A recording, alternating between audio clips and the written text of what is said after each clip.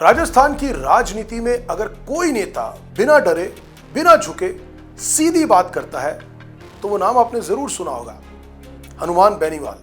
कभी सत्ता के साथ तो ज्यादातर सत्ता के खिलाफ।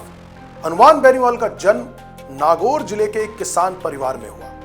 वे जाट समुदाय से आते हैं जहां राजनीति, संघर्ष और सामाजिक चेतना घर घर में चर्चा का विषय रही। उनकी पहचान शुरू से ही एक ग्राउंड लेवल नेता की रही, जो मंच से ज्यादा सड़क पर दिखता है।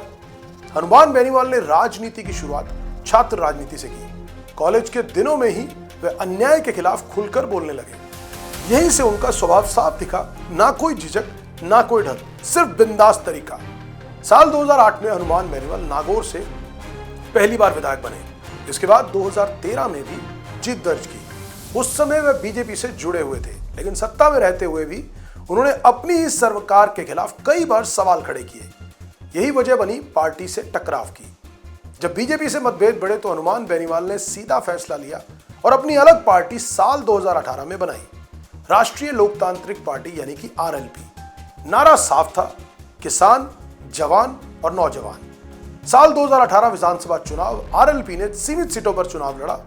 खुद बेनीवाल खिवसर से विधायक बने। 2019 लोकसभा चुनाव आरएलपी ने बीजेपी से गठबंधन किया और हनुमान बेनीवाल नागौर से सांसद बने। भारी अंतर से जीत के बाद राष्ट्रीय पटल पर उनको एक अभूतपूर्व पहचान मिली। 2023 विधानसभा चुनाव में आरएलपी को अपेक्षित सफलता नहीं मिली, कई सीटों पर हार, लेकिन राजनीतिक मौजूदगी बनी रही और उनका मुखर अंदाज हमेशा राजस्थान की राजनीति में चर्चा का विषय रहा। हनुमान बेनीवाल की पहचान आक्रामक भाषण, तीखे शब्द, सत्ता से सीधी टक्कर, बिना स्क्रिप्ट के बोलना और विधानसभा या संसद में सीधे अधिकारियों और मंत्रियों से भिड़ जाते हैं। उनके बयान अक्सर सुर्खियों में रहते हैं, कभी अफसरों पर हमला तो कभी सरकार की नीतियों पर, कभी मुख्यमंत्री पर सीधा कटाक्ष।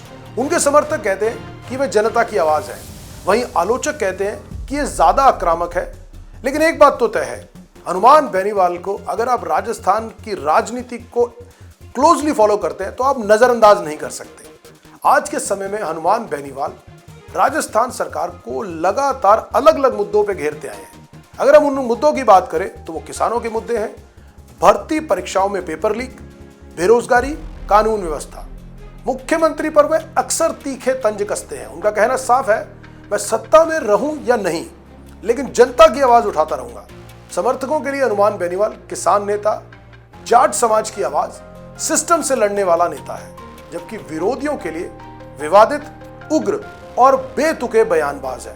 हनुमान बेनीवाल राजनीति के उस रास्ते पर है जहां चुप रहना बिल्कुल भी विकल्प नहीं। वे हारे या जीते, लेकिन सवाल उठाना कभी नहीं छोड़ते।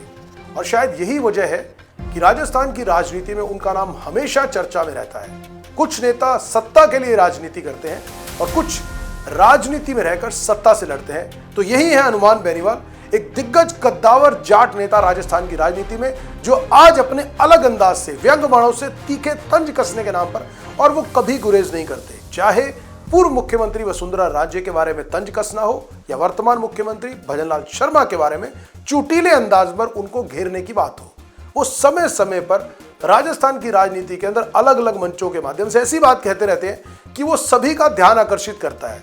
बहुत से लोग उनकी बातों को सुनकर हंस पड़ते हैं, मुस्कुरा पड़ते हैं, तो वहीं दूसरे लोग दांतों तले उंगलियां भी दबा लेते हैं कि सच्चाई को कोई इस तरह से भी कैसे कह सकता है। तो अगर आप राजस्थान की राजनीति को क्लोजली जानना चाहते हैं और फॉलो करना चाहते हैं तो हनुमान बेनीवाल के बारे में जानना आपके लिए अनिवार्य है।